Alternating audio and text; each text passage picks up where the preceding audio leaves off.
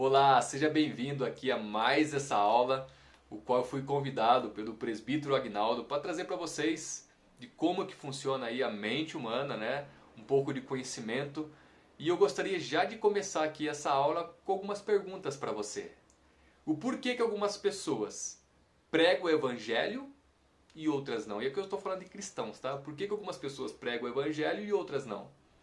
Por que que algumas pessoas fazem discípulos, ensinam e têm esse prazer de falar da vontade de Deus, prazer de falar do Evangelho, enquanto outras pessoas estão há tanto tempo na igreja e não conseguem fazer isso? Você já parou para pensar? O que está impedindo as pessoas de pregar o Evangelho? O que me impede? O que te impede? Porque você tem um conhecimento e você sabe muito bem que você tem uma missão. Qual que é a missão? Cumprir o ID de Deus. Cumprir o ID de Jesus Cristo. Então nessa aula eu vou trazer para vocês aqui o que está por debaixo das suas motivações. O porquê que algumas pessoas fazem e outras pessoas não fazem. O porquê que falar de Jesus, falar do Evangelho é algo difícil. Parece que você fica patinando e você não consegue. E você tem a consciência que isso é bom e é preciso ser feito. Mas mesmo assim você não faz. Então eu vou trazer para vocês aqui um pouco da neurociência, da PNL, da programação neurolinguística, como que a gente vai fazer essa junção da ciência e também com os textos bíblicos. E aí você vai poder entender qual é a motivação que está por debaixo do porquê que você há tanto tempo está na igreja, e quando eu falo você, eu estou falando de mim também, tá? Por que que eu e você nós não conseguimos pregar o Evangelho com efetividade, com eficácia? O porquê que isso acontece? Então eu peço que você fique muito focado nessa aula. A gente vai passar alguns minutos aqui, pega um papel, pega uma caneta e anote tudo. Porque isso aqui pode fazer total diferença aí no progresso do Evangelho e no reino de Deus. Então, dando continuidade à aula passada do presbítero Agnaldo, o qual me convidou a participar, trazer um pouco do conteúdo aí de ciência para vocês, né? Dando continuidade à proclamação do Evangelho, né? A adoração plena, o qual ele colocou como nome desse treinamento, desse curso, né? E por sinal, está sendo muito bom. Se você não está assistindo essa série, assiste as outras séries, assiste as outras aulas, que você vai entender o porquê que eu estou falando isso, ok? Aproveite essa oportunidade, busque conhecimento, traga para a consciência, se você quer ser aí um bom discípulo de Jesus Cristo. Participe. Então na aula passada o Agnaldo falou para vocês sobre as motivações dos nossos corações. Qual que é a motivação do meu coração? Qual que é a motivação do seu coração? E ele trouxe até o texto lá do jovem rico, que ele fazia tudo, obedecia todas as leis, todas as regras, mas quando Jesus falou para ele assim, ó, vende tudo agora e segue-me, ele simplesmente bloqueou e não seguiu. Ou seja, a motivação do coração dele não era de fato pregar o Evangelho, não era de fato fazer a vontade de Deus. Tinha outras motivações, outras prioridades e outros valores, que é a que a gente vai falar aqui durante essa aula. Então o primeiro passo aqui desse curso, dessa aula, né, da proclamação e adoração plena, como o Agnaldo está tratando esse curso, é a inconformidade. É entender que a gente não está fazendo o que precisa ser feito como discípulos, como o reino de Deus. A inconformidade do não crescimento, do não desenvolvimento. Então por isso que a gente está nesse curso, por isso que a gente está juntos aqui se desenvolvendo. Isso aqui é para mim e para você, para que a gente traga para a consciência e juntos a gente possa aí prosseguir no Evangelho. Então para que a gente tenha um embasamento bíblico sobre o que eu vou falar para vocês aqui, eu vou pedir para que você abra sua Bíblia em Romanos 12, capítulo 12, versículo 2. Romanos capítulo 12, versículo 2 vai falar assim, vai falar sobre a mente humana. Olha só, o apóstolo Paulo, 2000 anos atrás, já falava sobre a programação neurolinguística. Dá uma olhada no que Paulo fala aqui, ó.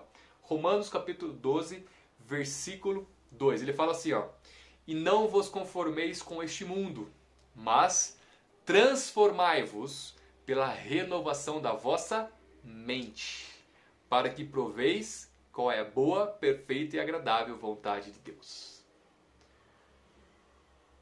Renovação. O que é renovação? é você pegar algo que já existia e renovar, lapidar, melhorar, limpar, desenvolver, renovação da vossa mente. E quando a gente fala da PNL, aqui eu vou trazer ciência agora, PNL significa Programação Neurolinguística. E aí quando você entende essa programação, o qual você vem tendo desde a sua infância e no decorrer da sua vida, você tem uma programação dentro de você. Então essa programação nem sempre é muito boa. Então é preciso que você reprograme aí as suas crenças, reprograme a sua mente, reprograme aí a transformação que você precisa. Assim como o apóstolo Paulo fala em Romanos capítulo 12 e versículo 2.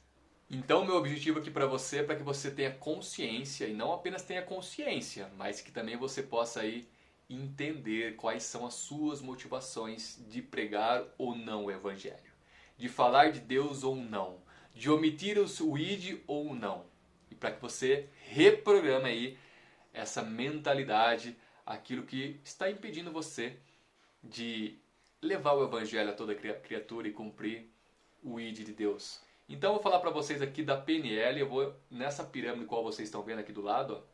O Isaac colocou pra gente essa pirâmide aí, e tá aqui os níveis neurológicos de como funciona aí os nossos comportamentos, as nossas motivações. Então a PNL traz aí pra gente esse triângulo, essa pirâmide aí de como funciona os níveis neurológicos, que é a base dela é o ambiente, a base dessa pirâmide é o ambiente, depois os nossos comportamentos, as nossas habilidades, as capacidades, tem a ver com as nossas estratégias, as crenças e valores, a sua identidade e por fim a espiritualidade.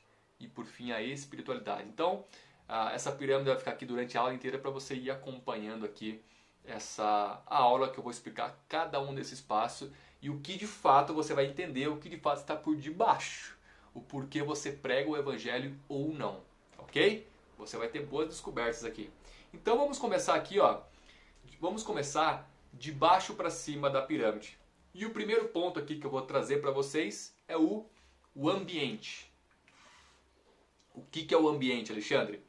O que é o ambiente? Ambiente é onde você convive. Em todos os lugares. É ambiente físico mesmo. Na família, em casa, na igreja, no clube, na academia, com os amigos. É onde você convive. Qual é o ambiente que você convive? E aí eu já pergunto para você, esses lugares, esses ambientes, né? Você está refletindo a luz de Cristo nesse ambiente ou não? Você tem dificuldade ou não? Então assim, nesse primeiro passo que você entenda a questão do ambiente. São os lugares que você convive, né? Então assim, a pergunta que eu faço para você é, essas pessoas que estão nesses ambientes, elas têm dificuldade na vida? Essas pessoas, elas precisam do Evangelho? Como estão os relacionamentos dessas pessoas? Estão perfeitos? Financeiramente, elas estão falidas na empresa ou devendo para todo mundo? Essas pessoas têm a educação dos filhos, saúde? Como é que está a vida dessas pessoas? E essas pessoas que estão nesse ambiente precisam da graça de Deus, o qual você tem o conhecimento? Então assim, quais são os ambientes que você convive? Quais são os ambientes? E como essas pessoas estão aí, se estão próximas ou longe de Deus? E por que eu estou perguntando isso? Porque você tem a palavra da salvação. E é nesse ambiente que você tem que pregar o Evangelho. É nesse ambiente que você tem que pregar o Evangelho. Então esse é o primeiro passo aqui dessa pirâmide. O segundo passo, né, vamos subir um andar aqui, são os comportamentos. Os comportamentos é o que eu faço nesse ambiente. Comportamento é o que eu faço dentro desse ambiente, desses ambientes. E o que eu estou fazendo? Eu estou demonstrando a luz de Cristo ou não? Eu estou fazendo a diferença ou não? As pessoas me veem, os meus comportamentos como diferente. Nossa, o Alexandre, ele toma decisões diferentes. O comportamento dele, a fala dele é diferente. É positiva? Ou o Alexandre faz tudo errado, só fala que vai na igreja, só fala que é de Jesus, mas faz tudo errado. Quais são os comportamentos meu e seu dentro desse ambiente está sendo positivo ou negativo. E os seus comportamentos, olha só, e os seus comportamentos vão estar ligados com as suas crenças e valores, que é o que a gente já vai falar daqui a pouco. Então, quais são os seus comportamentos? E quais as habilidades, olha só, e quais as habilidades, vamos subir aqui mais um degrau aqui dessa pirâmide, quais são as habilidades, e aqui entra a estratégia, que é o quê? O que eu preciso desenvolver para pregar o evangelho para essas pessoas? Para que eu tenha um comportamento positivo, para que a minha fala seja uma fala persuasiva, para que as pessoas entendam o evangelho da melhor forma possível. Quais são as habilidades que eu preciso? É a oratória? É a persuasão? Aqui eu estou falando de habilidades mesmo, tá, gente? De técnica. Porque muitas pessoas falam, Alexandre, eu não prego o evangelho porque a minha comunicação é ruim. Então, assim, qual que é a habilidade que você precisa desenvolver aí para pregar o evangelho? E é claro, você sabe muito bem disso, que não é a minha oratória, a minha influência que vai transformar ninguém, não. Quem transforma e quem salva é o Espírito Santo, é o próprio Deus que faz isso, não é gente. Mas você concorda comigo, se você tem uma habilidade melhor de comunicação, de influência, de persuasão, você vai atingir o maior número de pessoas possíveis? O seu impacto vai ser muito maior. A PNL, a Programação Neurolinguística, é uma premissa que fala assim, que se alguma pessoa um dia conseguiu fazer algo, eu também consigo fazer. Eu simplesmente preciso desenvolver essas habilidades para fazer algo parecido, para fazer algo igual. Então, se você pegar os grandes pregadores, John Piper, Martin Lutero, Spurgeon, Billy Graham, são pessoas que impactavam com a sua comunicação e oratória. Então, qual é a comunicação? Qual habilidade estratégica que eu preciso desenvolver para também pregar o evangelho da melhor forma possível? Então, a estratégia é o que eu faço. E o quarto degrau aqui dessa pirâmide é o porquê eu faço o que faço. Quais são as motivações que estão por debaixo daquilo que eu faço e também daquilo que eu não faço. Então vamos trazer aqui para a nossa aula. A gente está trazendo aqui uma cosmovisão cristã sobre a proclamação do Evangelho. O porquê que eu prego o Evangelho. E o porquê que eu não prego o Evangelho. Por que eu não comunico da graça de Deus às outras pessoas? Então aqui entra as crenças. As suas crenças. E aqui não é crença espiritual, não. Crença é tudo aquilo que você acredita, é uma crença. Ok? Então, qual que é a sua crença que está por debaixo de você não pregar o Evangelho? Então, se eu perguntar para você assim, por que você não tem a prática da proclamação do Evangelho? Por que você não comunica às pessoas sobre o Evangelho? O que você responderia para mim? Então, a sua resposta é a sua crença. Se você falar para mim, Alexandre, porque eu tenho medo. Mas por que você tem medo? Não deveria ter medo. Por que você tem medo? Alexandre, eu tenho medo porque quando eu vou falar com as pessoas, eu me sinto inseguro, tenho medo das pessoas não debater comigo ali sobre algo que eu ainda não sei. Então você tem uma crença, olha só, se você tem esse pensamento, você tem uma crença de segurança, você quer ter segurança. Então, se você quer ter segurança, você não vai fazer algo com o qual pode gerar algum conflito. Então, para eu ter a minha segurança, a minha crença é segurança, então eu não faço. Porque se eu fizer, pode ser que cause algum conflito, a pessoa vai querer discutir comigo. Ou a crença sim é de que a pessoa, medo de julgamentos, né? E se eu falar, as pessoas vão ficar julgando eu? As pessoas vão ficar me julgando? Medo de julgamentos. E tudo isso, gente, geralmente essas crenças vêm lá da sua infância, tá? Algo que aconteceu na sua infância, né? Por exemplo, Alexandre, eu tenho medo de falar em público. Provavelmente, em algum momento lá na escola, quando você era criancinha, quando você foi falar, apresentar um trabalho, as pessoas tiraram sarro de você, ou a professora deu uma dura em você, e aí você cria uma crença de que falar em público é difícil, eu vou passar vergonha, eu vou ter julgamentos, e aí é onde eu não falo em público. E isso entra muito aqui nessa questão da pregação do Evangelho. Eu não prego o Evangelho porque eu tenho medo, eu tenho insegurança. Então tá ligado com as suas crenças, O que mais? Eu tenho uma crença, eu não quero ser taxado como chato, como crente. É uma crença, isso aí é uma crença. Porque tem gente que, independente se ele é taxado ou não, ele está pregando o Evangelho. Então, se você entender quais são as suas crenças, e detalhe, crenças e valores estão aqui no mesmo nível. E as suas crenças sempre, olha só, as suas crenças sempre vão respeitar os seus valores. E o que eu quero dizer com isso? Se os seus valores é a palavra de Deus, se o seu valor é Jesus Cristo, é o Evangelho, é a proclamação do Evangelho, é a salvação, é o Criador, por que você vai ficar com medo? Por que você vai ter esse medo? Você entende isso? Se os seus valores ele está acima das suas crenças. Então será que a gente está colocando de fato Deus em primeiro lugar em nossas vidas? Esse valor é bíblico, essa regra de fé e prática, a gente fala demais, mas o quanto que isso está sendo prático de fato na minha história, na sua história, de obedecer a palavra de Deus? Quais são os seus valores? O que está em primeiro lugar aí na sua vida? É a academia, o filho, a família, o trabalho, o dinheiro? O que está em primeiro lugar na minha vida e na sua vida? Se eu falar para você assim, ó, sábado que vem a gente vai fazer um trabalho evangelístico ali numa praça, vamos pregar o evangelho ali durante a tarde, 2 horas só. E se você chegar e falar para mim assim, Alexandre, eu não vou porque eu tenho que cuidar do meu filho. Deixa eu falar uma coisa para você. Quando você fala isso, o seu filho tem um valor maior do que a proclamação do evangelho. Alexandre, eu não vou porque eu tenho que trabalhar. O seu trabalho tem um valor maior do que a proclamação do evangelho, do que o ID de Deus. Você está entendendo a profundidade disso que eu estou dizendo para você? É o porquê que você faz o que faz. Suas crenças e os seus valores. E o outro degrau aqui, subindo o degrau, um dos mais importantes, né? Você vai entender agora o porquê que você faz o que faz, ou porquê que você não faz o que não faz, né? Que deveria ser feito. Que é a sua identidade. A identidade tem a ver com a missão. É quem você é. E eu pergunto para você, quem é você? Responde aí para mim. Quem é você?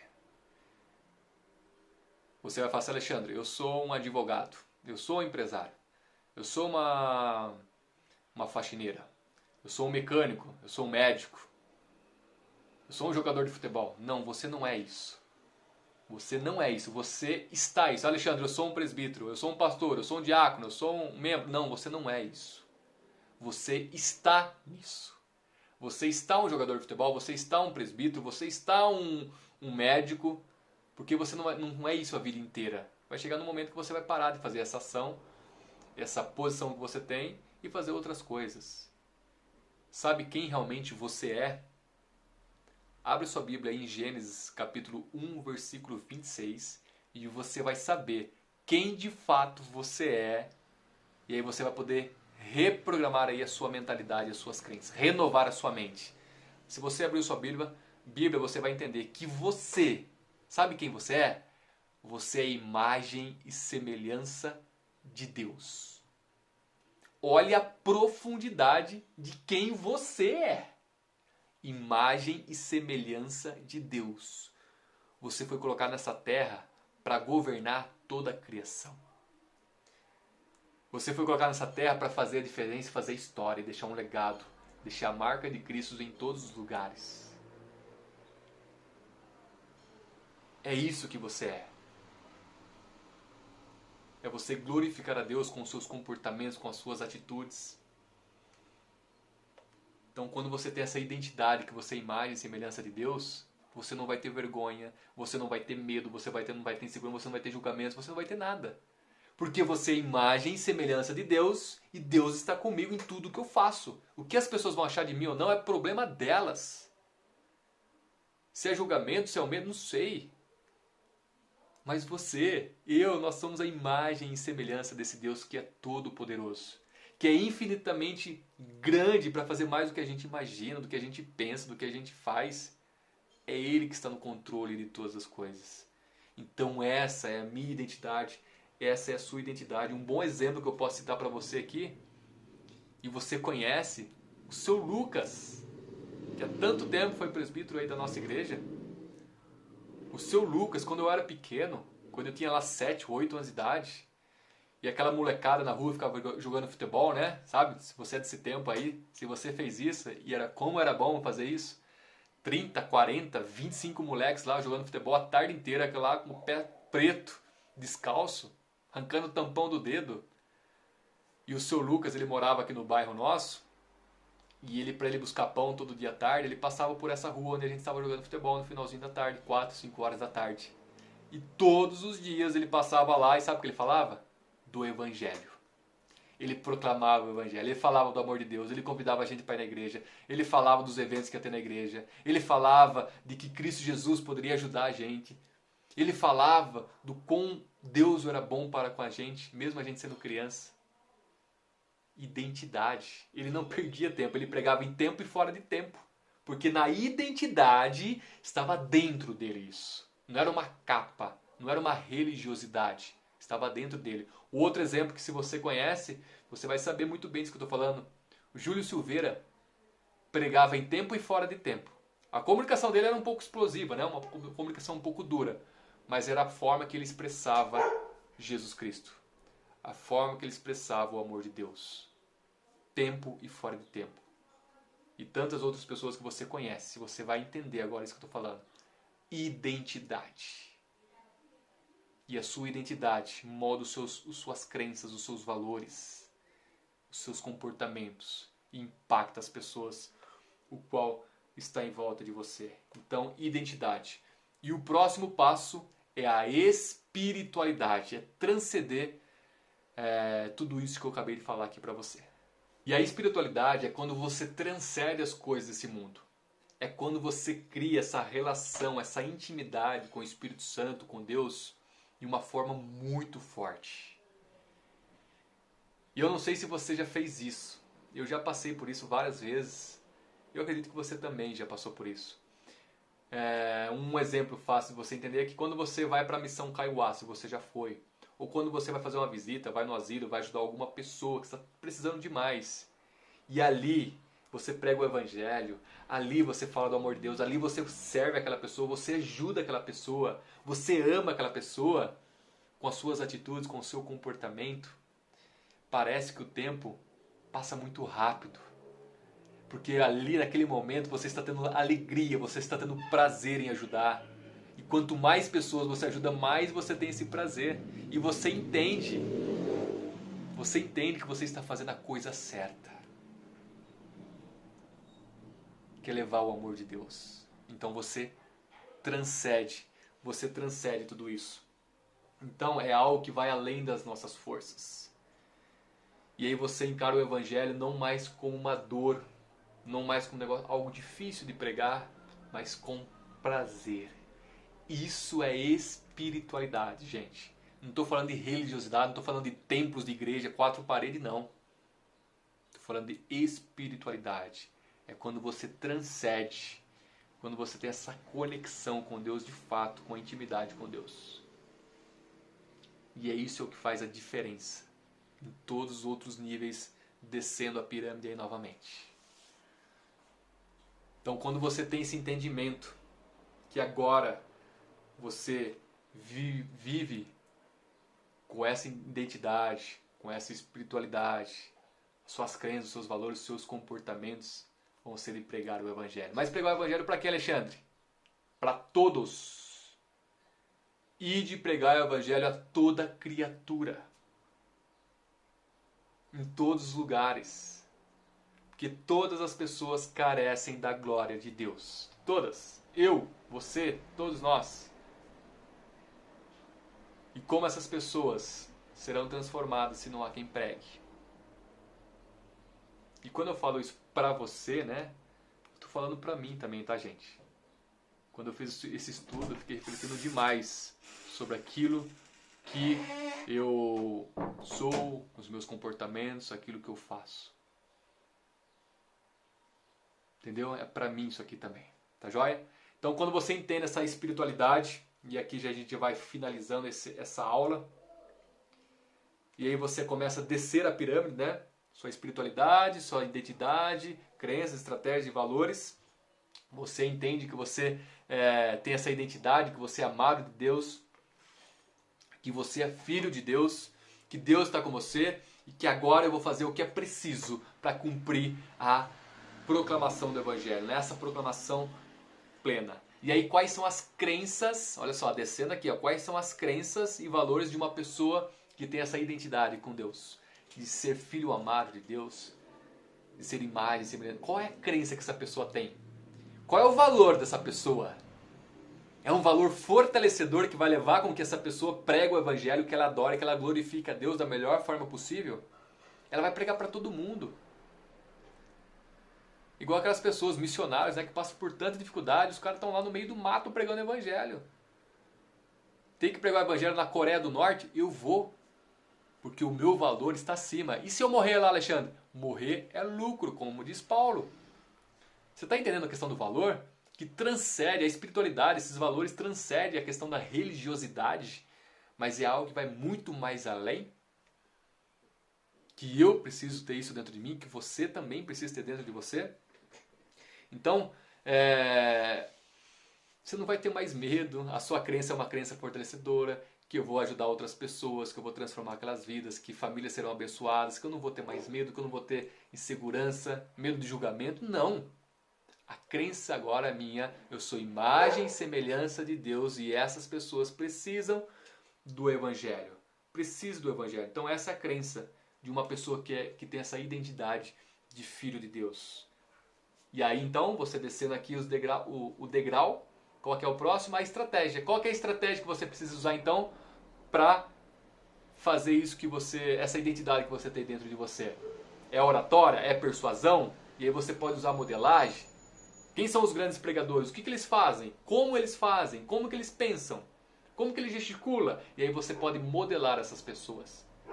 Alexandre, eu vou copiar? Sim, você vai copiar. Porque se isso vai glorificar a Deus, se isso vai transformar a vida de outras pessoas, que você copie. E use de exemplo esses grandes homens, o qual Deus usou e vai usar também em sua vida.